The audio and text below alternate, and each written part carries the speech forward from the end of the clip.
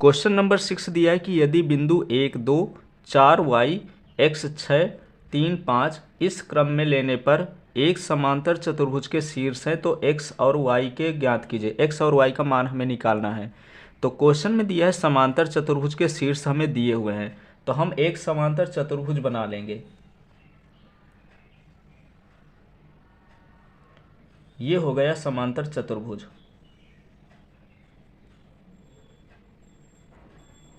तो एक यहाँ से विकर्ण लेंगे और दूसरा जो विकर्ण होगा हमारा वो ये होगा। अब इनका हम नाम दे देंगे ए बी सी डी करके। तो जैसे ये ए हो गया, ये बी हो गया, ये सी हो गया और ये हो गया डी। तो जो समांतर चतुर्भुज के विकर्ण है वो आपस में एक दूसरे को समद्विभाजित करते हैं, यानी कि दो बराबर भागों में बांटते हैं। और यहाँ पे हमने मान लिया एक निर्देशांक P है। ए के जो निर्देशांक हैं वो 1 और 2 लेंगे इसी क्रम पे। बी के निर्देशांक है वो 4 और y लेंगे। इसी प्रकार से सी के जो निर्देशांक होंगे तो x और 6 लेंगे और डी के जो निर्देशांक होंगे वो 3 और 5 होंगे। अब इस क्वेश्चन को हमें सॉल्व कैसे करना है, तो सबसे पहले थोड़ा सा लिखना भी पड़ेगा। चूंकि समांतर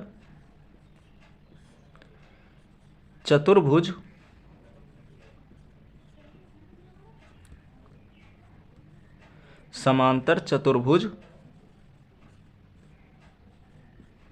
के विकर्ण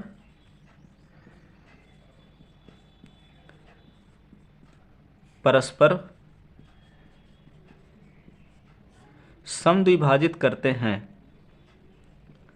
समद्विभाजित करते हैं। इसको यहाँ पे लिख दे रहे हैं समद्विभाजित।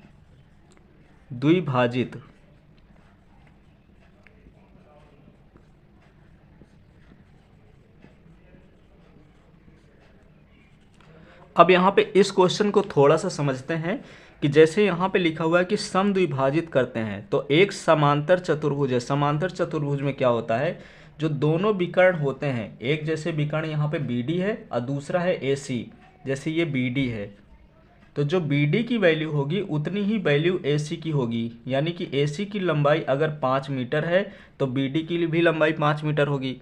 अगर BD की लंबाई 6 मीटर है तो AC की भी लंबाई 6 मीटर है। और ये एक दूसरे को बराबर बराबर भागों में काटते हैं। जैसे एक विकर्ण AC है तो BD जब हम बनाएंगे तो जितना पार्ट इतना होगा उतना ही पार्ट इधर का भी होगा। इसी प्रकार से B से इतनी दूरी जितनी होगी ठीक उतनी ही दूरी इतनी होगी। अगर हम ये मानकर चलते हैं कि जो AC की दूरी है वो 6 मीटर है तो BD की दूरी भी 6 मीटर होगी। तो अगर एक दूसरे को ये काट रहे हैं बिंदु O पर, ये बिंदु P पर, तो AC बराबर होगा CO के, सॉरी AO बराबर होगा OC के, इसी प्रकार से BO बराबर होगा OD के। तो कहने का मतलब ये हुआ कि जब हम यहाँ पे निर्देशांक देखेंगे इन दोनों के, तो हमें निकालना है x और y के मान। तो P के निर्देशांक हमें निकालना है, यहाँ पे P के निर्देशांक होते हैं। तो अगर हम यहाँ पे AC लेकर के चलते हैं और यहाँ पे बिंदु P है, तो A यहाँ पे दिया है 1 और 2 और C में दिया हुआ है x और 6। तो हमें यहाँ के मध्य बिंदु के निर्देशांक निकालने हैं। तो मध्य बिंदु के निर्देशांक निकालने के लिए क्या करना होगा, इन दोनों को प्लस करना होगा। यानी कि x मध्य बिंदु के निर्देशांक अगर हम x और y मान लेते हैं तो हमें निकालना होगा x बराबर, ये होता है हमारा x1 और ये होता है y1, इसी प्रकार ये होता है x2 और ये होता है y2। इसी फिगर में हम चल रहे हैं। हमें AC के मध्य बिंदु P के निर्देशांक निकालने हैं। तो A के निर्देशांक 1 2 है और C के निर्देशांक x और 6 है। हमें x और y के मान निकालना है। तो हमने यहाँ पे x बराबर लिख दिया x1 प्लस x2, यानी कि 1 प्लस x अपान 2। इसी तरह से अगर हम यहाँ पे BD में चलते हैं तो जो D के निर्देशांक है वो 3 और 5 हैं और इसके निर्देशांक जो B के हैं वो 4 और y है। इसका भी जो मध्य बिंदु होगा वो P पर होगा। जैसे इसका मध्य बिंदु P पर है तो BD का भी मध्य बिंदु P पर है, यानी कि दोनों के मध्य बिंदु बराबर हैं। ये D है और ये B है। तो हम इसके भी मध्य बिंदु के निर्देशांक x और y मानेंगे।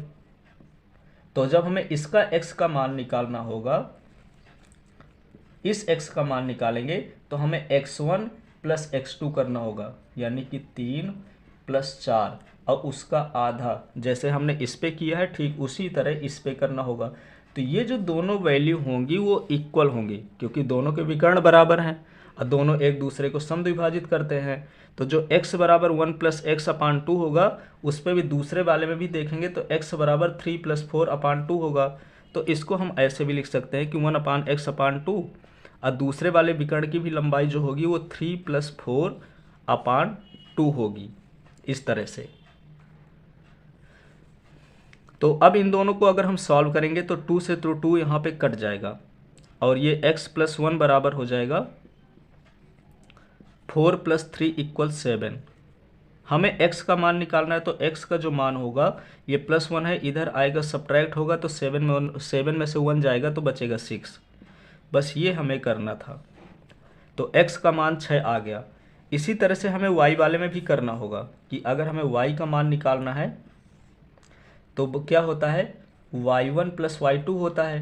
तो यहाँ पे देखेंगे y1 का मान 2 है और y2 का मान 6 है, तो हमें 2 प्लस 6 करना होगा।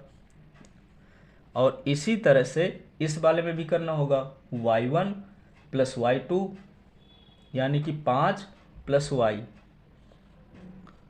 और बटे में 2। तो हमें क्या करना है, इसके x अक्ष के निर्देशांक लेने हैं, अब बराबर में इसके x अक्ष के निर्देशांक लेने हैं। इसके x अक्ष के निर्देशांक है 1 प्लस एक्स अपान 2, जो कि हमने यहाँ पे लिखा है, और इसमें x अक्ष में पड़ता है 3 प्लस 4 अपान 2। इसी तरह y वाला निकालना है तो इस पर 2 प्लस 6 अपान 2 लेंगे, और इस वाले में हमें लेना होगा 5 प्लस y बटे 2। तो ये हो जाएगा y बराबर, सॉरी ये तो हमने दोनों का एक कॉमन ले लिया, तो अब हमें इससे मतलब है।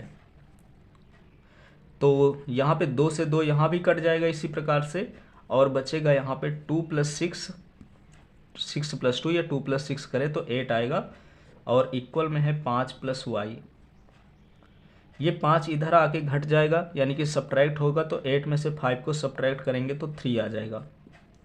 तो इस प्रकार से x और y के मान आ गए। हमें कुछ नहीं करना है, दोनों के x अक्ष लेने हैं और दोनों के y अक्ष लेने हैं और इक्वल कर देना है।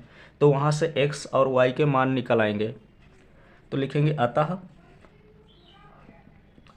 x बराबर 6 और